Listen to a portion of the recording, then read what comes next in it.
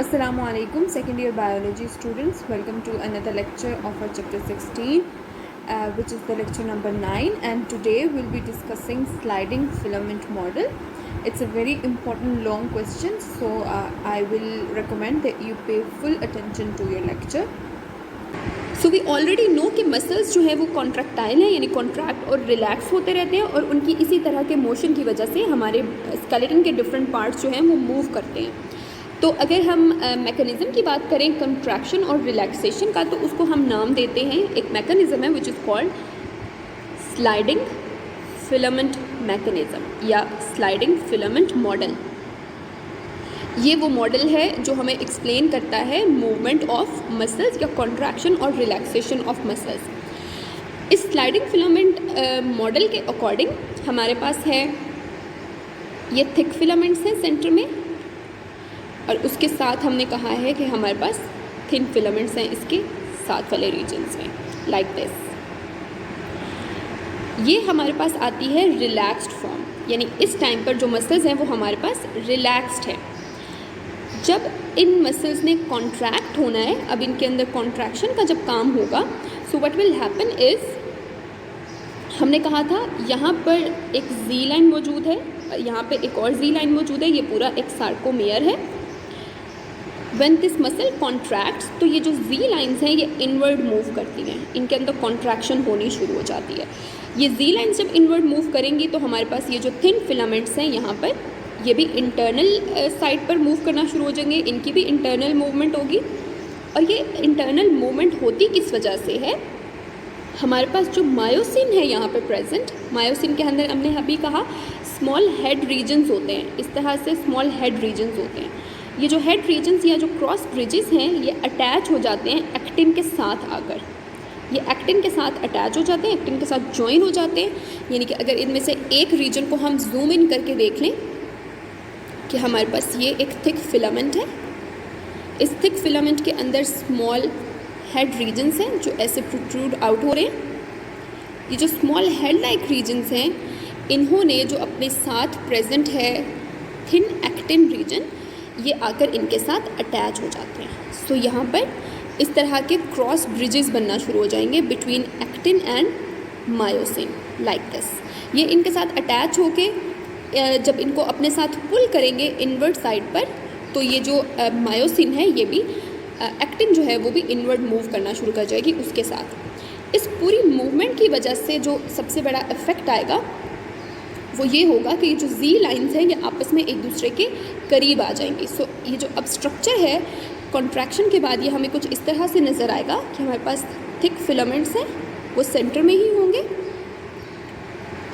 या वो थोड़ी सी कॉन्ट्रैक्ट फॉर्म में नज़र आ जाएंगे हमें, और अब जो थिन फिलामेंट्स हैं वो यहाँ पर आके अरेंज हो जाएंगे क्योंकि वो एक दूसरे के बिल्कुल करीब आ गए थे।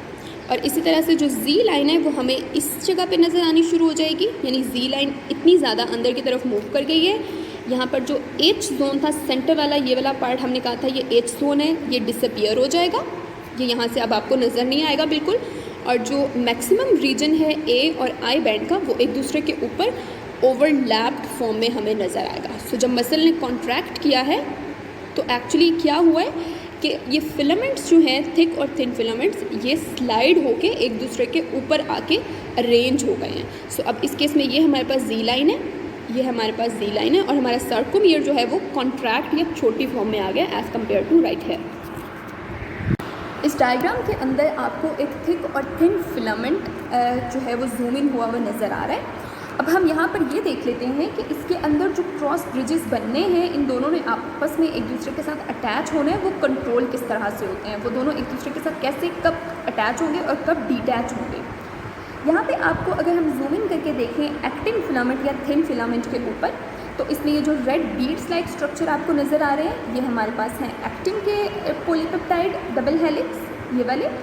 उसके बाद जो आपको ग्रीन कलर की यहाँ पे चेन नज़र आ रही है, दिस वन, ये हमारे पास है ट्रोपोमाइसिन की चेन, और ये जो 3 छोटे यूनिट्स हैं ये हमारे पास हैं ट्रोपोनिन के। जब लास्ट लेक्चर में मैंने आपको थिन फिलामेंट के स्ट्रक्चर को डिटेल में बताया था, तो मैंने मेंशन किया था कि जो ट्रोपोनिन है इसके तीनों यूनिट्स के 3 डिफरेंट काम होते हैं। इसका एक यूनिट अटैच होता है एक्टिन के साथ, दूसरा यूनिट अटैच होता है ट्रोपोमाइसिन के साथ, और जो थर्ड यूनिट है वो अपने साथ कैल्शियम को बाइंड करता है। ये जो कैल्शियम की बाइंडिंग है एक्चुअली ये पूरा मसल की कॉन्ट्रैक्शन के पीछे इसका हाथ होता है। So what happens is this calcium when which is present inside the muscles, ये कैल्शियम जब आके ट्रोपोनिन के साथ अटैच हो जाती है, जो कि आपको यहाँ पे अटैच हुई भी नज़र आ रही है, तो इसकी वजह से ट्रोपोनिन मॉलिक्यूल के अंदर स्लाइट मूवमेंट आ जाती है। उस मूवमेंट की वजह से वो ट्रोपोमाइसिन जो कि इस ट्रोपोनिन के साथ अटैच थी यहाँ पर, उसके अंदर भी स्लाइट मूवमेंट आ जाती है या उसकी पोजीशन थोड़ी सी चेंज हो जाती है। जब उसकी पोजीशन थोड़ी सी चेंज होती है तो हमारे पास जो एक्टिन के यहाँ पे फिलामेंट्स हैं, एक्टिन की लॉन्ग चेन्स हैं, उनके ऊपर कुछ स्पेसिफिक साइट्स होती हैं, वो एक्सपोज हो जाती हैं, जो आपको यहाँ पर नज़र आ रही है, this region and this one. ये एक्टिव ये जो साइट्स हैं इनको हम नाम देते हैं एक्टिव साइट्स का, और ये एक्चुअली वो पोजीशंस होती हैं जहाँ पर आकर इन हेड्स ने, जो कि माइसिन के हेड्स हैं, इन्होंने इसके साथ आकर अटैच होना होता है। सो जो ये आपको यहाँ पे एक्टिव साइट्स नज़र आ रही हैं, ये हेड इसके साथ जाके अटैच हो सकता है। ये एक्टिव साइट्स जब एक्सपोज हो जाएंगी तो ये जो माइसिन के हेड्स हैं ये उसके साथ अटैच हो जाएंगे, जैसे आपको यहाँ पे अटैच हुआ हुआ नज़र आ रहा है। इस केस में भी आपको एक एक्टिव साइट के साथ हेड अटैच हुआ हुआ नज़र आ रहा है। इस अटैचमेंट की वजह से जब माइसिन के अंदर कॉन्ट्रैक्शन की वजह से मूवमेंट होगी तो हमारे पास जो थिन फिलामेंट है वो भी मूव करना शुरू कर देगा और मसल कॉन्ट्रैक्ट हो जाएगा। अब ये तो हमने देख लिया कि ब्रिज फॉर्म किस तरह से होता है। ब्रिज फॉर्म हो रहा है एक्टिव साइट्स की वजह से। एक्टिव साइट्स ने हमें ब्रिज की फॉर्मेशन अलाउ की है। ये हमारे पास आ गया ब्रिज फॉर्म। अब इस ब्रिज को ब्रेक करने की भी ज़रूरत होगी। जाहिर है जो हमारे पास मसल है वो हम हर वक्त कॉन्ट्रैक्टेड फॉर्म में तो नहीं रह सकता ना, उसकी कॉन्ट्रैक्शन के बाद उसको रिलैक्स भी होना है। अब उस रिलैक्सेशन के लिए यहाँ पर ये जो कनेक्शन बना था इसको ब्रेक होना चाहिए यहाँ से, इन दोनों के कनेक्शन को। तो ये जो कनेक्शन ब्रेक होता है उसके लिए ज़रूरत होती है पर्सन्स को एनर्जी की, और ये एनर्जी हमें मिलती है एटीपी की फॉर्म में। यानी एटीपी हमें पता है एनर्जी यूनिट है। सो हमारी बॉडी के अंदर जहाँ पे भी एनर्जी स्टोर्ड होती है, जो कि हमें पता है डिफरेंट कंपाउंड्स की फॉर्म में स्टोर होती है, जब उनकी ब्रेक डाउन होती है तो उसमें से निकलती है एटीपी। ये एटीपी आकर एक्चुअली हेल्प करती है इन माइसिन ब्रिजेस को, या माइसिन के जो हेड्स हैं, ये एटीपी इनके साथ जब अटैच होती है आकर, तो इस एटीपी की अटैचमेंट की वजह से ये जो कनेक्शन होता है एक्टिव साइट और ब्रिज का या हेड का, वो हमारे पास ब्रेक हो जाता है। सो ये कनेक्शन जो है ये ब्रेक हो गया और इससे एक्टिन अलहदा हो जाएगा, यानी थिन फिलामेंट अलहदा हो जाएगा और थिक फिलामेंट अलहदा हो जाएगा, और मसल्स जो हैं वो अपनी वापस जो ओरिजिनल पोजीशन होती है उसमें चले जाते हैं, और वो हम कहते हैं कि ये मसल जो है वो रिलैक्स्ड फॉर्म में है। सो मसल जो ब्रिज की फॉर्मेशन थी मसल कॉन्ट्रैक्शन में, वो हमारे पास एक्टिव साइड और उसके पीछे भी कैल्शियम की वजह से हो रही थी, इन दो रीज़न से। और मसल की रिलैक्सेशन जो है, मसल ब्रिज ने जब ब्रेक होना है तो उसके पीछे हमने क्या देख लिया, रीज़न हमारे पास है this ATP. So this ATP is the reason why this bridge is going to break. अब इसके बाद हमें एक कंडीशन ऐसी नज़र आती है जिसको हम देखते हैं डेड बॉडीज़ में। हम डेड बॉडीज़ में देखते हैं कि उनके मसल्स जो होते हैं वो स्टिफ होते हैं। उसके पीछे रीज़न ये होती है कि उनके मसल्स कॉन्ट्रैक्टेड फॉर्म में होते हैं। कॉन्ट्रैक्टेड फॉर्म में वो इस वजह से रह जाते हैं क्योंकि जब एक पर्सन की डेथ होती है तो उसके डिफरेंट जो सेल्स होते हैं उनकी डेथ होना शुरू हो जाती है, और उसकी वजह से उन सेल्स में स्टोर एनर्जी जो है ये ख़त्म हो जाती है। यानी कि अब एटीपी नहीं मिल सकेगी ऐसे पर्सन को, या उसकी बॉडी में एटीपी प्रेजेंट नहीं होगी। जब एटीपी प्रेजेंट नहीं होगी तो ये आकर इन हेड्स के साथ अटैच नहीं हो पाएगी, ये वाला प्रोसेस भी नहीं होगा। हेड्स के साथ अटैच नहीं होगी तो ये जो हेड इसके साथ एक्टिव साइट के साथ अटैच था, ये यहाँ से अटैचमेंट इसकी ब्रेक डाउन नहीं होगी। अगर ये अटैचमेंट ब्रेक डाउन नहीं होगी तो हमें जो मसल है वो कॉन्ट्रैक्टेड फॉर्म में नज़र आता है, और इसी वजह से जो डेड बॉडीज़ होती हैं उनके अंदर मसल्स स्टिफ होते हैं, उनको मूव करना बहुत मुश्किल होता है क्योंकि उनके मसल्स अपनी जगह पर स्टक हो चुके हुए होते हैं। इस कंडीशन को हम नाम देते हैं रिगर मोर्टिस का। Rigor mortis is the condition in which dead body's muscles or the muscles of a dead person become stay in the contracted form due to inavailability of ATP. अब हम आगे देखते हैं कि ये जो कैल्शियम आयन जो कि कॉन्ट्रैक्शन का काम कर रहे हैं हमारे मसल्स को, ये खुद कैसे कंट्रोल होते हैं। हमने जब स्केलेटल मसल्स का इंट्रोडक्शन पढ़ा था तो हमने कहा था it is under control of our nervous system, which means our nervous system will send nerve impulses to our muscles and give them the signal to contract. उनको सिग्नल नर्व इम्पल्स की form में मिलेगा।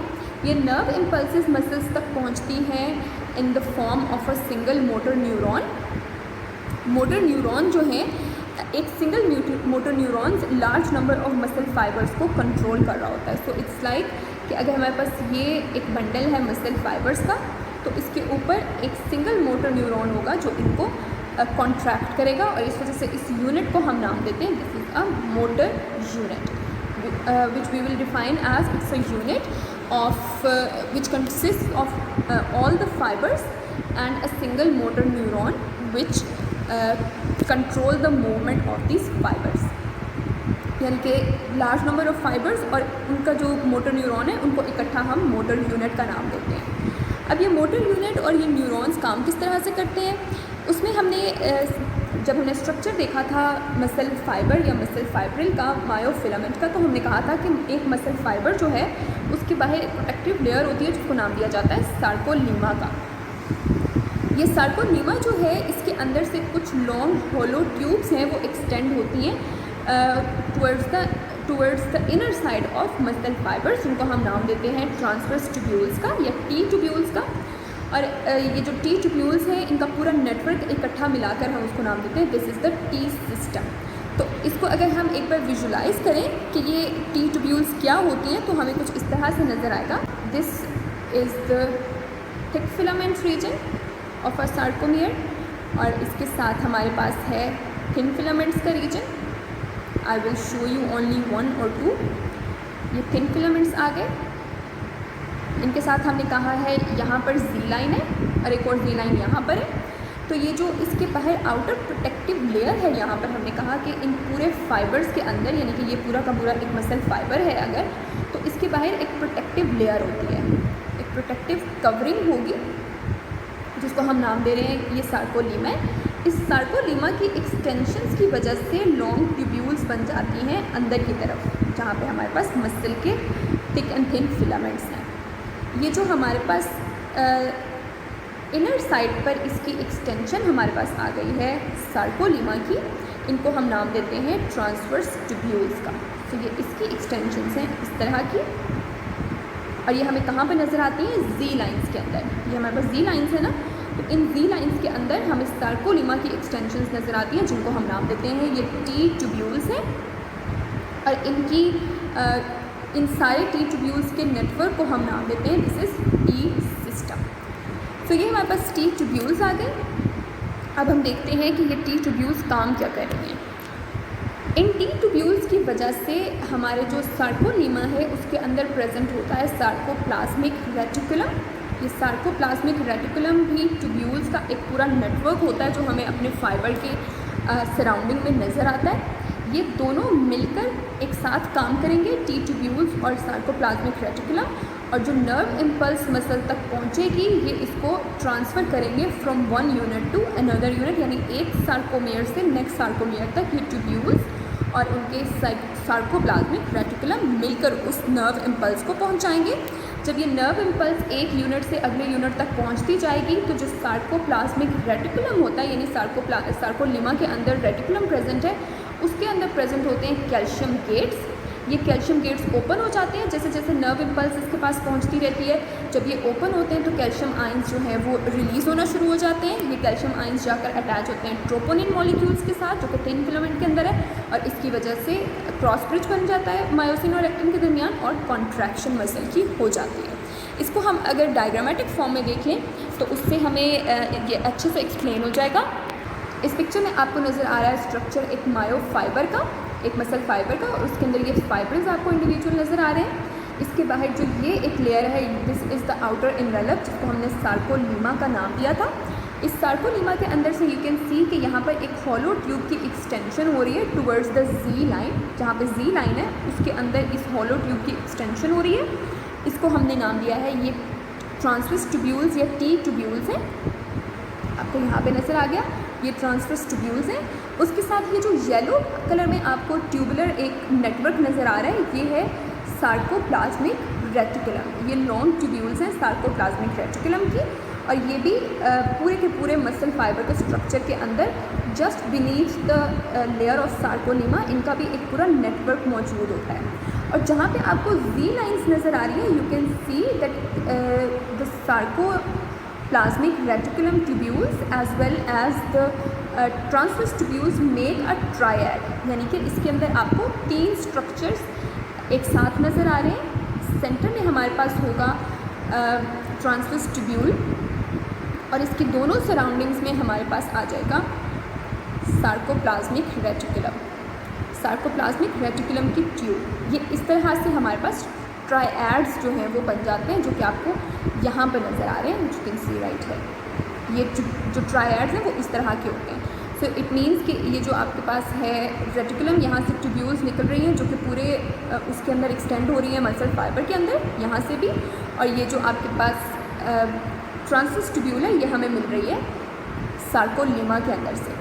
इनके ये जो triads यहाँ पर बनते हैं, इन ट्रायड्स की वजह से जो नर्व इम्पल्स है वो एक यूनिट से, जो कि आपको यहाँ पे नज़र आ रहा है, दिस राइट है इज़ जस्ट 1 यूनिट, इस एक यूनिट से अगले यूनिट में और फिर उससे अगले यूनिट तक ये नर्व इम्पल्स पहुँचती रहती है, और जहाँ जहाँ पे ये इम्पल्स जाएगी तो सार्कोप्लाज्मिक रेटिकुलम कैल्शियम आयंस को रिलीज़ कर देगा, और इस तरह से मसल्स की कॉन्ट्रैक्शन पॉसिबल हो पाएगी।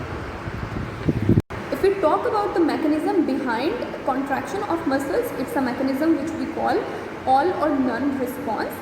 All or none response का मतलब होता है कि एक मसल फाइबर के अंदर जितने भी मसल फाइब्रल्स प्रेजेंट हैं, मायोफाइब्रल्स प्रेजेंट हैं, वो सारे इकट्ठे एक साथ कॉन्ट्रैक्ट होते हैं, या फिर उनमें से कोई भी कॉन्ट्रैक्ट नहीं होता। सो इट मीन्स कि एक मसल फाइबर के अंदर जितने भी फाइब्रल्स हैं वो सारे के सारे कॉन्ट्रैक्ट होंगे, वरना उनमें से कोई भी कॉन्ट्रैक्ट नहीं होगा और मसल हमें कॉन्ट्रैक्शन शो नहीं करेगा।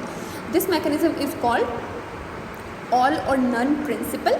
और इसके अंदर एक और चीज़ याद रखनी ज़रूरी है, वो ये है कि degree of contraction is dependent upon the number of muscle fibres, यानी कि कॉन्ट्रैक्शन कितनी ज़्यादा या कितनी कम होगी वो डिपेंड करता है कि कितने ज़्यादा मसल फाइबर्स हैं, विच मीन्स कि अगर ज़्यादा मसल फाइबर्स हैं और ये सारे के सारे कॉन्ट्रैक्ट हो रहे हैं तो कॉन्ट्रैक्शन ज़्यादा होगी, मसल बहुत ज़्यादा कॉन्ट्रैक्टेड फॉर्म में हमें नज़र आएगा, और अगर इनका नंबर कम है तो हमें मसल की कॉन्ट्रैक्शन कम नज़र आएगी। So like always at the end I have mentioned some important questions. First of all, sliding filament model itself is a long question. It's a very important question according to your board criteria. And also I have listed some definitions which can be asked from the topics that we learned today. I hope that you learn your topics very well, and I will see you in the next lecture inshallah. Allah Hafiz.